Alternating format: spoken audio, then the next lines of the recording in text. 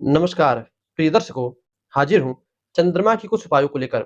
जिस भी जातक की जन्म कुंडली में चंद्रमा नीच का हो, नीच का कब होगा चंद्रमा? यदि कुंडली में आपकी चंद्रमा वृश्चिक राशि में बैठा हो, आप अपनी जन्म पत्रिका देखिए, चंद्रमा वृश्चिक राशि में बैठा हो, तो नीच का हुआ, पीड़ित हो गया। चंद्रमा पापक ग्रहों के साथ बैठा हो, चंद्रमा पीड़ित हो गया। चंद्रमा शत्रु राशि में बैठा हो, चंद्रमा पीड़ित हो गया।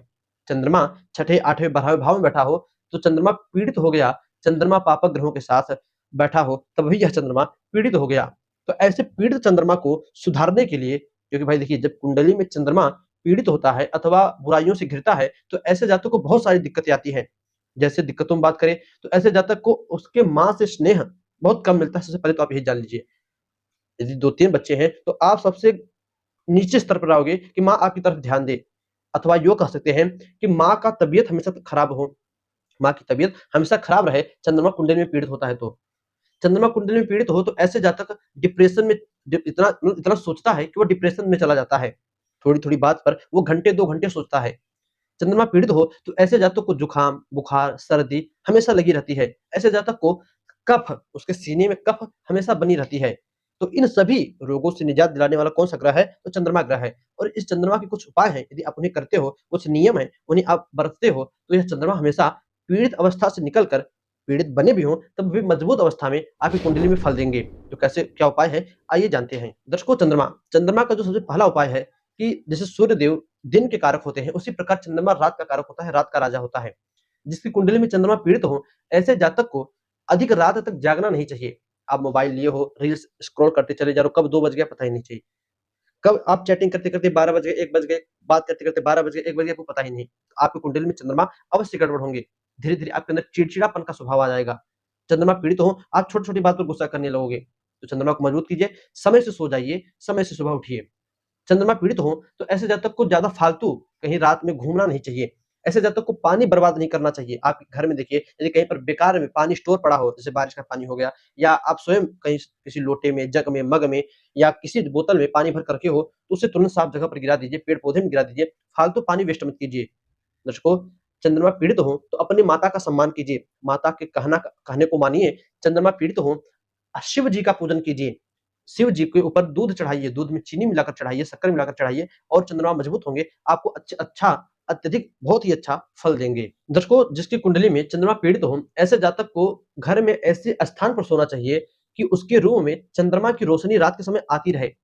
कहने का मतलब है, पूरी तरह से उसका रूम पैक नहीं होना चाहिए। कहीं ऐसी जगह खुली रहे जहाँ से कि खिड़की हो जाए, जंगला हो जाए, दरवाज़ा कुछ भी हो जाए, कि खुली हवा, चंद्रमा का प्रकाश, बाहर का नज़ारा उसे दिखता रहे। आकाश, छत दिखता रहे। दर्शकों, चंद्रमा कुंडली में पीड़ित हो तो ऐसा जातक यदि काँच की बोतल में, शीशे की बोतल में वर्षा का पानी, बरसात का पानी स्टोर करके, जमा करके रखे और उसे देखता रहे। जब भी उसे मिले, अपने रूम में बैठा हो, तो खाली समय में उसे देखता रहे। उससे भी चंद्रमा जो है मन में, भाई चंद्रमा क्या है, मन के एक कारक है, तो मन उसका मजबूत होगा, मन में वो अत्यधिक अच्छी-अच्छी बातें सोचेगा, तो चंद्रमा मजबूत होंगे। दर्शकों, भगवान शिव की पूजन करने से, गंगा जी का पूजन करने से, नदियों का पूजन करने से ऐसे जातक को चंद्रमा के बल में मजबूती मिलती है। किसी की कुंडली में चंद्रमा कमजोर अवस्था में बैठे हों, तो ऐसा जातक कोशिश करे कि महीने में, और ना महीने में तो वर्ष में 1 बार, जी हाँ, वर्ष में, साल में 1 बार अवश्य किसी नदी में, किसी सरोवर में, किसी पवित्र तीर्थ में जाकर स्नान करे। गंगा, जमुना, सरस्वती, कोई नदी हो गई, गोमती हो गई, ब्रह्मपुत्र हो गया, कावेरी हो गई, नर्मदा हो गई, किसी भी नदी में स्नान करे, और स्नान करने के बाद उस जगह का आनंद ले। 1-2 दिनों तक उस जगहों पर घूमे और उसी नदी में स्नान करता रहे। इससे भी चंद्रमा परम बलशाली होते हैं। दर्शकों, चंद्रमा यदि किसी की कुंडली में कमजोर है, तो ऐसे जातक को सोमवार के दिन मीठा दूध रात के समय नहीं पीना चाहिए। वो लोग दूध में कुछ शक्कर, चीनी इत्यादि डालकर पीते हैं, तो सोमवार के दिन नहीं पीना चाहिए। चंद्रमा कुंडली में कमजोर हो तो ऐसे जातक को पान नहीं खाना चाहिए। चंद्रमा कुंडली में कमजोर हो तो ऐसे जातक को पानी का सेवन अत्यधिक, मतलब पानी अत्यधिक बर्बाद नहीं करना चाहिए। पानी पिए भी तो लिमिट में पिए, और गिलास में उतना ही पानी लें जितना कि वो पी सके।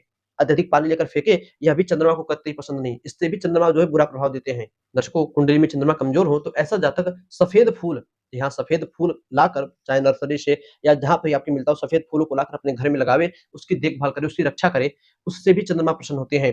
कुंडली में चंद्रमा कमजोर हो तो आप अपने दाहिने हाथ के अंगूठा में, पुरुष हो, लड़का हो तो दाहिने हाथ के अंगूठा में, महिला हो, लड़की हो तो बाएँ हाथ के अंगूठा में चांदी का छल्ला, वो देखो तो इस समय बहुत ट्रेंडिंग में चल रहा है, वो लोग पहन भी रहे हैं। चाहे तो आप छोटी उँगली में, कनिष्ठिका में, चाहे अंगूठे में, इसे धारण कीजिए। पुरुष हो तो दाहिने भाग में, स्त्री हो तो बाएँ भाग में पहनिए, इससे भी चंद्रमा मजबूत होंगे।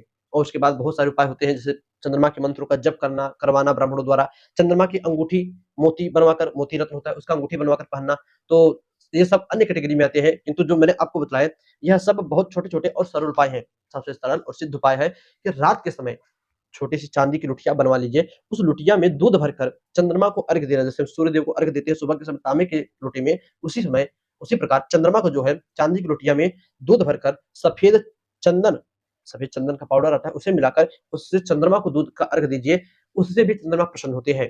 दर्शकों, उम्मीद करता हूँ आप मेरी कुंडली देखेंगे और कुंडली में यदि चंद्रमा कमजोर हो, तो इनमें से कोई ना कोई एक उपाय अवश्य करेंगे। यदि आप उपाय कर रहे हो, इनमें से कोई उपाय है, तो कैसा आपको प्रभाव दे रहा है यह उपाय? यह उपाय कितने सिद्ध है? आप कमेंट करके अवश्य बताइएगा। बस आज इतना ही। इजाज़त दीजिए, मैं पुनः आपसे मुलाकात होगी कल।